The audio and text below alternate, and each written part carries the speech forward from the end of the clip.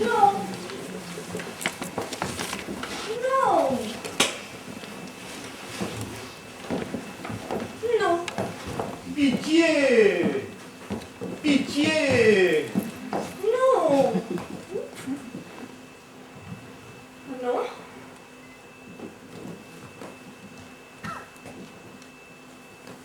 Non.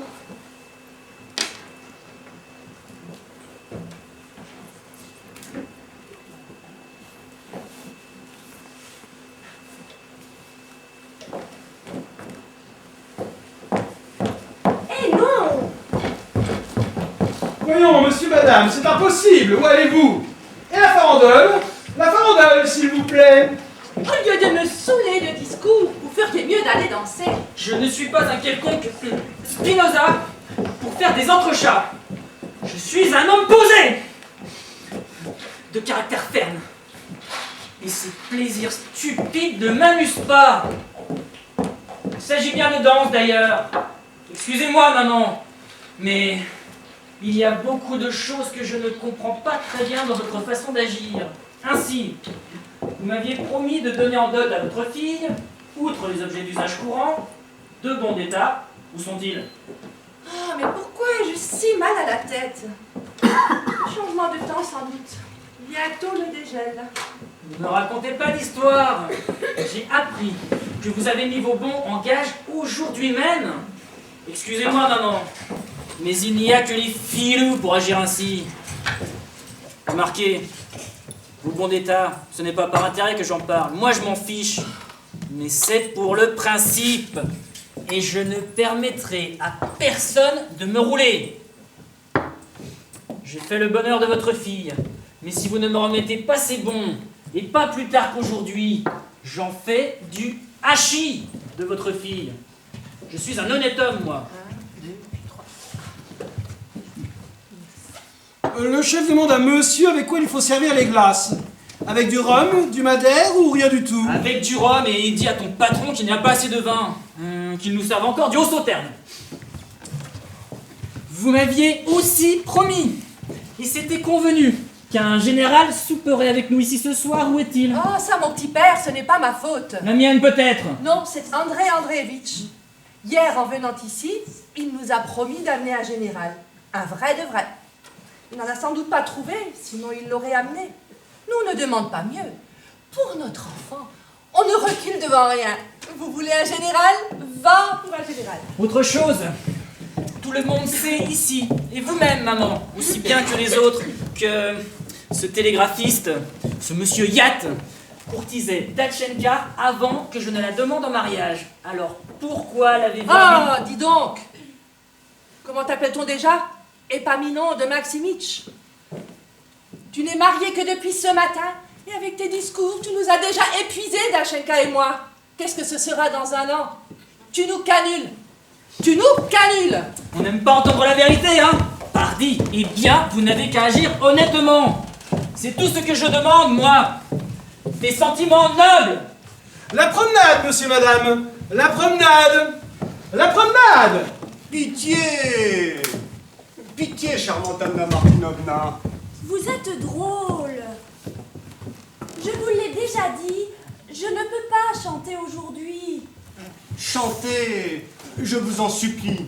Rien qu'une note. Une seule. Pitié! Vous m'ennuyez. Ah, vraiment, vous êtes impitoyable. Dire qu'une créature aussi cruelle, passez-moi l'expression, possède une voix aussi merveilleuse. Avec une voix pareille, au lieu d'être sage-femme, passez-moi l'expression, vous devriez chanter dans des concerts, des réunions publiques. Ainsi, cette fioriture que vous réussissez si divinement. Attendez, celle-là. Je vous aimais, et cet amour était vain. Merveilleux.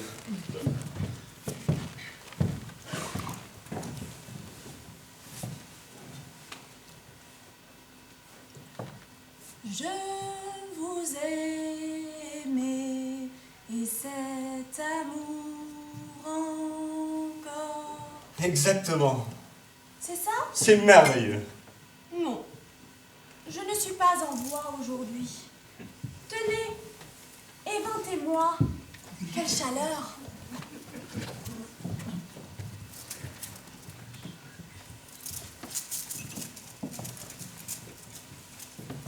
Pourquoi êtes-vous si mélancolique, Épaminonde de Maximitch? Est-ce permis pour un jeune marié? N'avez-vous pas honte, vilain garçon? À quoi pensez-vous? Le mariage est un acte sérieux. Il faut l'examiner sous toutes les faces, dans tous les détails. Quel vilain sceptique vous faites tous! J'étouffe avec vous! Donnez-moi de l'atmosphère, vous m'entendez?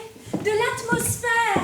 Atmosphère! Atmosphère! Ça fait de l'atmosphère! Elle est merveilleuse. Elle est merveilleuse. Éventez-moi! Éventez-moi ou bien... Je le sens, mon cœur va éclater. Dites-moi, pourquoi ai-je tellement chaud? Parce que vous transpirez. Fille, que vous êtes vulgaire! Comment osez-vous employer des expressions pareilles? Pardonnez-moi. Bien sûr, vous êtes habitué, passez-moi l'expression, à fréquenter des milieux aristocratiques et... Ah, laissez-moi tranquille, vous. Donnez-moi de la poésie, de l'extase.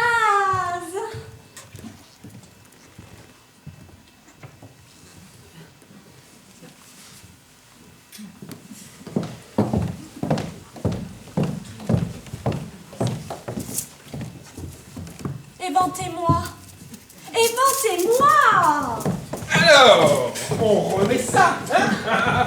Boire, c'est toujours possible, car l'ampa spiridona, à condition de ne pas oublier les affaires sérieuses. Bois, mais ne perds pas la boule. Si on a soif, pourquoi se priverait-on? C'est permis. Allez à la vôtre. Et des tigres, vous en avez en Grèce? Mais oui, Ah, et des lions? des lions aussi. Ah. C'est en Russie qu'il n'y a rien. En Grèce, il y a de tout. Là-bas, j'ai un père, un oncle, des frères. Et ici, je n'ai rien. Et les cachalots, vous en avez en Grèce?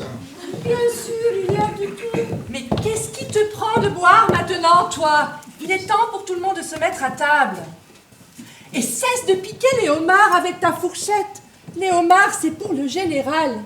Il viendra peut-être encore. Et des homards, vous en avez en Grèce? Bien sûr, il y a de tout. Oui. Et les directeurs généraux, vous en avez? J'imagine l'atmosphère qu'il doit y avoir en Grèce. Et sans doute aussi pas mal de filous. Les Grecs, c'est comme les Arméniens ou les Tziganes. Qu'un Grec te vende une éponge ou un poisson rouge, c'est toujours pour te carotter. Eh bien, on remet ça. Mais non, voyons. Je pense qu'il serait temps pour tout le monde de se mettre à table. Bientôt minuit. Très bien, mettons-nous à table. Messieurs, dames, je vous prie, venez. Les jeunes gens, à table. Mes chers hôtes, soyez les bienvenus. Asseyez-vous. Donnez-moi de la poésie. Et lui, le révolté, il cherche la tempête, comme si dans la tempête se trouvait le repos. Donnez-moi une tempête. Quelle femme remarquable! Mesdames et messieurs, J'en suis amoureux. je dois vous dire ceci. Follement amoureux. Nous avons préparé beaucoup de toasts et de discours. Aussi, ne perdons pas de temps. Commençons tout de suite. Mesdames et messieurs, buvons à la santé des jeunes mariés. La santé des jeunes mariés. À la santé des jeunes mariés. C'est ta mère! C'est un repas de noces lorsque les invités crient c'est ta mère, les jeunes mariés. C'est ta mère! C'est ta mère!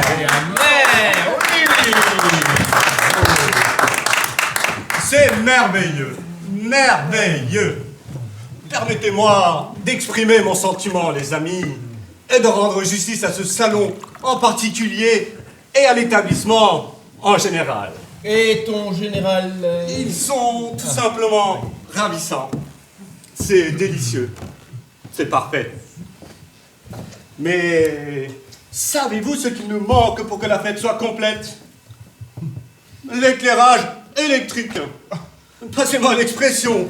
Il est déjà adopté par tous les pays. Seule la Russie est en retard. L'électricité. Mais l'éclairage électrique, c'est de l'escroquerie, rien de plus. On vous fiche un petit bout de charbon dans une lampe pour vous berner. Non, mon vieux, si tu veux me donner de l'éclairage, ce n'est pas un bout de charbon qu'il me faut, mais quelque chose de concret, que je puisse toucher. Donne-moi du feu. Comprends-tu? Donnez-moi de la poésie. Du feu naturel et non pas imaginaire. Si vous voyez comment est faite une batterie électrique, vous ne parlerez pas ainsi avec Kim Zigalar. Mais je ne veux pas la voir. C'est de l'escroquerie. Pour tromper le pauvre monde. Le pressurer jusqu'à la dernière goutte. Ah, on les connaît, ces gars-là. Quant à vous, jeune homme, au lieu de défendre des filous, vous feriez mieux de boire et de verser à boire à la compagnie, pas vrai? Oui, je partage entièrement votre avis, papa. À quoi bon ces discussions savantes? Je n'ai rien contre les découvertes scientifiques. On peut très bien en causer, mais chaque chose en son temps. Qu'en pensez-vous, ma chère? Monsieur veut se vanter de son instruction. Alors il parle toujours de choses incompréhensibles. Dieu merci, nous avons toujours vécu sans instruction. Et pourtant, c'est notre 3e fille que nous donnons aujourd'hui à un brave homme. Mais si, à votre avis, nous sommes des gens incultes, pourquoi venir chez nous?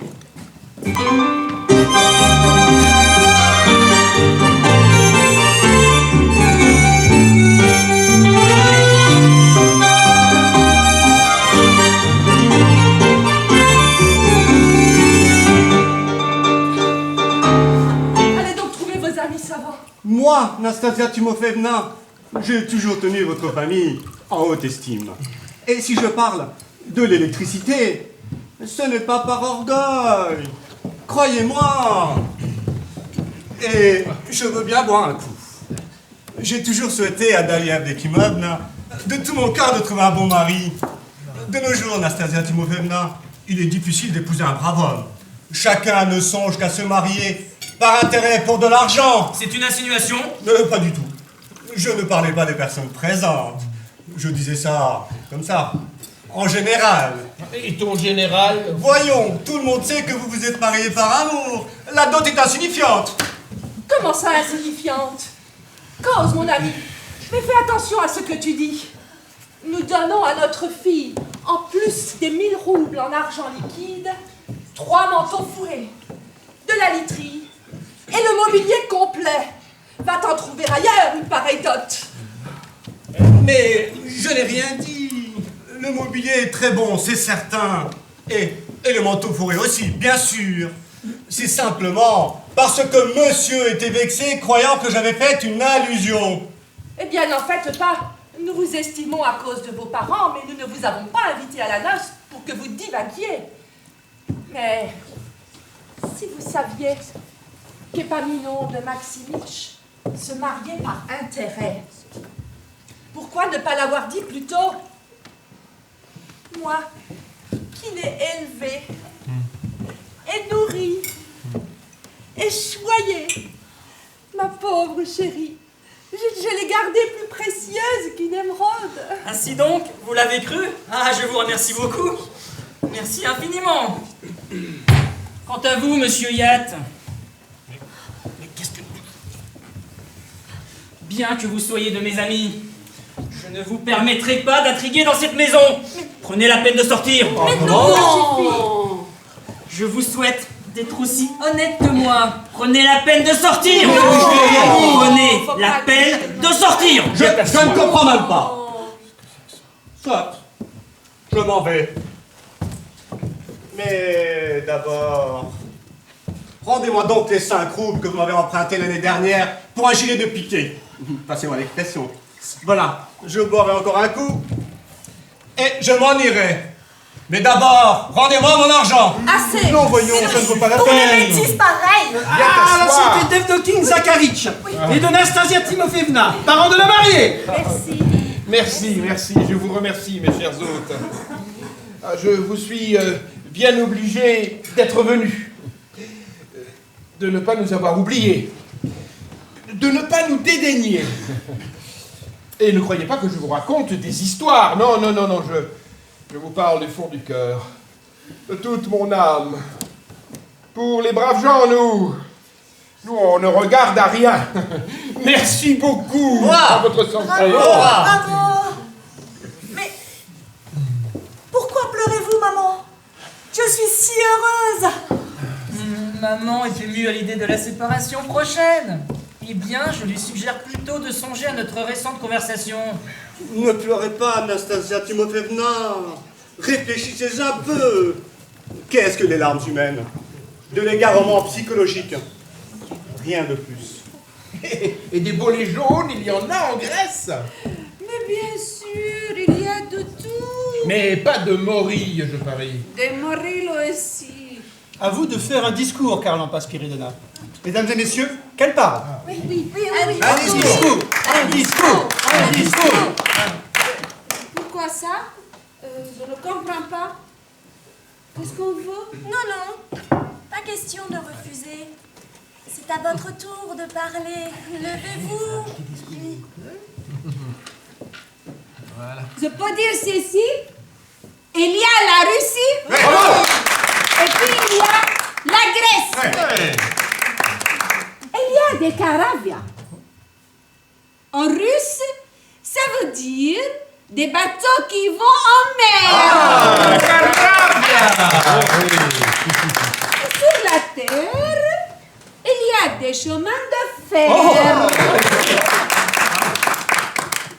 Je comprends pas. Je comprends bien. Nous, Grecs. Vous, Russes. Je ne demande rien à personne. Je peux dire ceci. Il y a la Russie et il y a la Grèce. Attendez mes amis, ne mangez pas, minute. Venez par ici, Nastasia Timofeevna, un instant.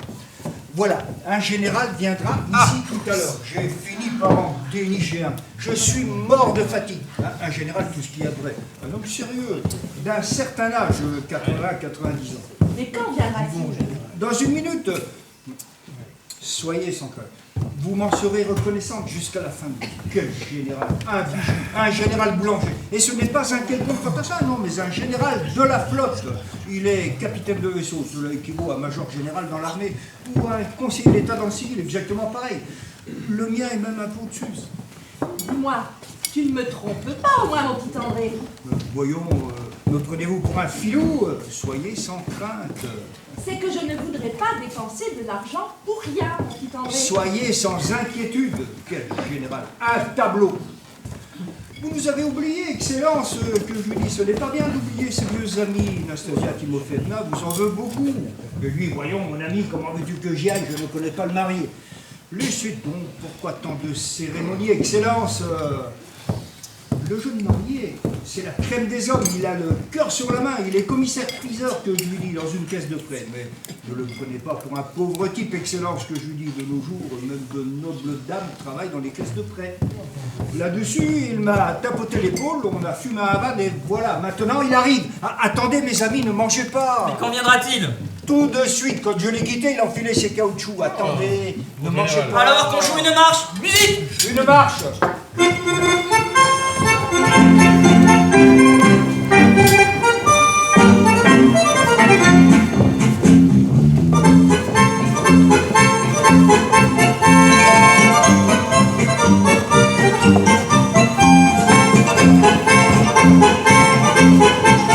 Et la musique, une marche militaire, voilà le général.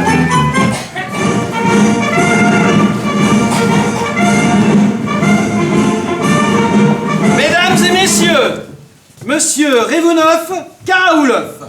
Excellence, soyez le bienvenu. Nous sommes enchantés. Très heureux. Nous sommes de petites gens, Excellence. Des gens simples, mais on est sans malice. Chez nous, on honore les gens de qualité. Soyez le bienvenu, Excellence. Très heureux. Permettez que je fasse les présentations. Excellence, voici Épaminonde de Maximitch à Plomboff, le jeune marié. Félicitations. Et la nouvelle-née, enfin je veux dire la jeune mariée. Mes hommages. Ivan Mikhailovitch Yat, employé au télégraphe. Ravi. Karlampa Spiridomna Dimba, étrangère d'origine grecque, spécialisée dans l'art de la pâtisserie. Enchanté. Et ainsi de suite, le reste c'est du menu fretin. Très heureux. Excusez-moi, mesdames et messieurs, j'aurais 2 mots à dire à André. Écoute, mon petit, pourquoi m'appelles-tu Excellence? Je ne suis pas général parmi. Capitaine de vaisseau, cela ne vaut même pas un colonel. Je le sais bien, mais soyez gentil, Fedor Yakovlevitch. Permettez qu'on vous appelle Excellence. C'est une famille patriarcale, comprenez-vous? Ils estiment les autorités et vénèrent les grades. Ah bon? Alors, pourquoi pas? Très heureux. Excellence, veuillez vous asseoir, ayez cette bonté et servez-vous. Vous devez nous excuser, vous avez sans doute l'habitude de mets délicats et chez nous, c'est tout simple. Comment dites-vous? Mais oui, jadis, les gens vivaient toujours simplement et ne s'en plaignaient pas. Moi-même, malgré mon grade, j'aime la simplicité. Ce matin, André vient m'inviter ici à la noce. Comment veux-tu que j'y aille, lui dis-je? Je ne les connais pas, c'est gênant. Eh oui, mais c'est une famille simple, patriarcale, ils reçoivent toujours avec plaisir. Bien sûr, s'il en est ainsi, pourquoi pas? Je m'ennuie tout seul à la maison et si ma présence à une noce peut faire plaisir à quelqu'un, alors lui dis-je, je ne demande pas mieux. Donc ça vient du cœur, Excellence. Voilà ce qui me touche. Je suis moi-même un homme simple, sans malice, et j'estime ceux qui sont comme moi. Servez-vous, Excellence. Y a-t-il longtemps que vous avez pris votre retraite, Excellence? Hein? Comment? Oui, vous avez raison, c'est juste, mais permettez, qu'est-ce que ça... L'amour est ta mère, et le pain aussi. C'est ta mère. Ta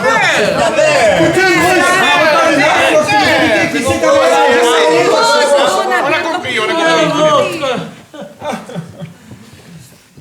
Oui, jadis on vivait simplement. Et personne ne s'en plaignait. Pour ma part, j'aime la simplicité. Je suis déjà âgé à la retraite depuis 1865. J'ai 72 ans. Et oui, bien sûr, autrefois aussi, on ne détestait pas l'occasion d'éblouir par le faste. Tiens, vous êtes matelot, vous? Oui, monsieur. Tiens. Difficile le métier de marin. Il y a là matière à réflexion. Un vrai casse-tête. Chaque mot, même le plus ordinaire, possède pour ainsi dire un sens particulier. Par exemple, ceux de la une, aux écoutes de misaine et de grand voile. Qu'est-ce que ça veut dire? Le matelot, lui, le comprend. C'est subtil comme les mathématiques. À la santé de son Excellence Fedor Yakovlevitch Rebunov. À santé. À votre santé, Excellence. Allez. Votre Excellence vient de nous parler des difficultés du service dans la marine. Mais le travail au télégraphe, est-il plus facile? De nos jours, Excellence, personne ne peut entrer au télégraphe sans savoir lire et écrire en français et en allemand. Mais le plus dur, c'est la transmission du télégramme. C'est d'une difficulté inouïe. Prenez la peine d'écouter.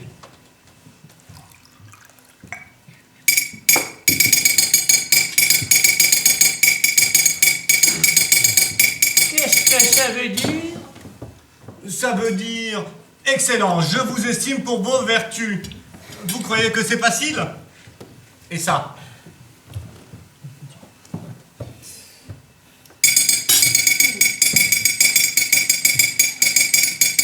Plus fort, je n'entends pas. Ça veut dire, madame, que je suis heureux de vous serrer dans mes bras. De quelle dame parlez-vous? Oui. Ou encore, tenez, en naviguant par vent arrière, il faut hisser la voile de perroquet et de cacatois. On dit pas plutôt cacatoès? Alors, voici le commandement. Les gabiers au vent de perroquet et de cacatois. Il y a des oiseaux sur les bateaux? Pendant qu'on baisse les vergues en bas, on hisse le bras des perroquets et on barde les drisses. Mesdames et messieurs... Oui, des commandements, il y en a de toutes sortes. Oui. Rembraquer la drisse de la bonnette du grand perroquet. Polonais. C'est beau, hein? Mais qu'est-ce que ça veut dire? Qu'est-ce que cela signifie? Quel en est le sens? C'est très simple.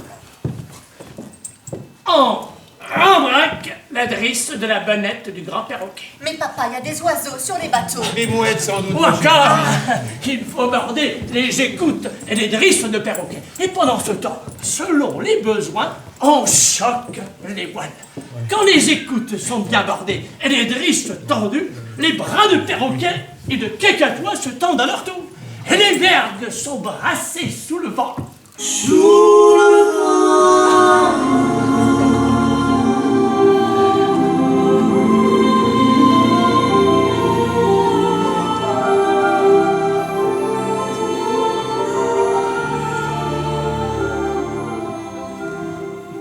Fedor Yakovlevitch, la maîtresse de maison vous prie de parler d'autre chose. Les invités n'y comprennent rien. Ils s'ennuient. Comment? Qui s'ennuie? Dites-moi donc, jeune homme, si le voilier navigue au plus près, tribord à mur, et qu'il faille virer de bord, le commandement, je vous le demande. Le voici.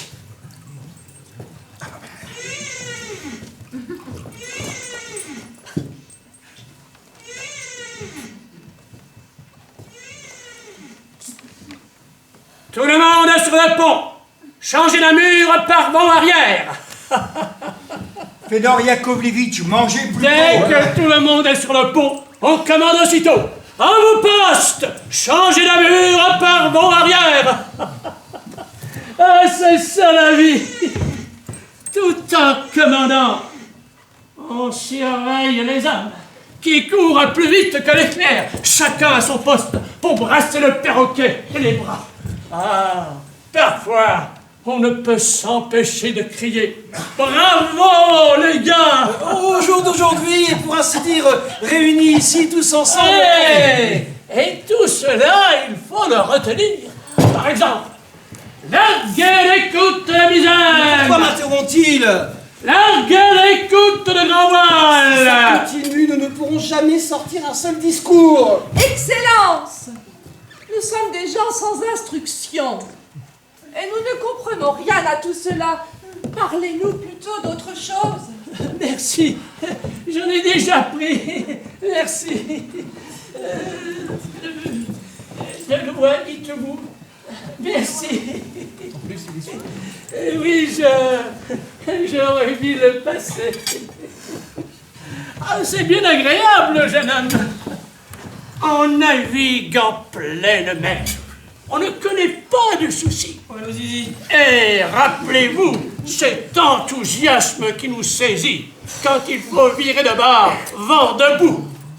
Quel est le marin qui ne s'enflamme pas au souvenir de cette manœuvre? À peine le commandement a-t-il retenti Tout le monde sur la pompe! Virez, vent debout! Qu'une étincelle électrique! Vous avez entendu? Traverse tous les hommes, du capitaine au simple matelot. Chacun a tressailli. C'est ennuyeux, c'est ennuyeux. Merci, je suis servi. Tous sont prêts. Tous les regards sont braqués sur le capitaine. Il commande. À la misaine de grand voile, à bâbord. Bras de perroquet de poudre, à tribord. Contrebrassé à tribord. Exécution. Écoute de misaine et de grand mât, à bâbord. Le vaisseau suit la direction du vent. Enfin, les voiles commencent à fréséiller. Le commandant crie « Attention bras! Attention bras !» sans quitter des yeux le grand hunier. Et lorsque cette voile se met en branle à son tour, c'est-à-dire lorsque le moment de virer est arrivé, le commandant fait un coup de tonnerre. « Larguez le grand hunier! Lâchez-le-moi !» Alors, tout se met en mouvement. Tout vole, tout craque. La manœuvre est exécutée sans la moindre erreur. Le virement de bord a réussi. Un général qui fait de l'esclave. Vous devriez avoir honte à votre âge. Du fromage? Pas encore, je vous remercie. Vous devriez avoir honte à votre âge. Un général qui fait de l'esclandre. Voyons, mes amis, c'est sans importance, je vous en... D'abord, je ne suis pas général, mais capitaine de frégate, ce qui correspond d'après le tableau des grades militaires à lieutenant-colonel. Mais si vous n'êtes pas général, pourquoi avoir accepté de l'argent? On ne vous a pas payé pour faire du scandale. Quel argent? Comme si vous ne le saviez pas. Vous avez bien touché un billet de 25 roubles de la part d'André Andréevitch. Quant à toi, mon petit André, ce n'est pas gentil de ta part. On ne t'a pas demandé de louer un pareil individu. Voyons, laissez tomber, quel important... Louer un individu? Mais qu'est-ce que ça veut dire? Permettez, monsieur, vous avez bien reçu 25 roubles de la part d'André Andréevitch. Mais quel 25 roubles? C'est donc ça. Maintenant, je comprends tout. Je comprends rien. Quelle ignominie! Quelle ignominie! Vous avez pourtant reçu de l'argent! Rien du tout! Lâchez-moi! Quelle ignominie! Quelle bassesse! Insulter ainsi un homme de mon âge, un marin, un officier chevronné. S'il s'agissait encore de gens convenables, je pourrais en provoquer un en duel. Mais pas question. Où est la porte? De quel côté la sortie? Garçon, conduis-moi. Garçon. Quelle bassesse! Quelle ignominie! Dis-moi, mon petit André, les 25 roubles, où sont-ils passés? Voyons, pourquoi parler de je ne sais quelle bêtise? Autour de nous, tout le monde se réjouit. Quelle importance! Pourquoi parler de je ne sais quelle bagatelle? À la santé des jeunes mariés, la musique, une marche. À la santé des jeunes mariés. J'étouffe. Donnez-moi de l'atmosphère. Auprès de vous, j'étouffe. Elle est merveilleuse! Elle est merveilleuse! Mesdames et messieurs, bonjour pour ainsi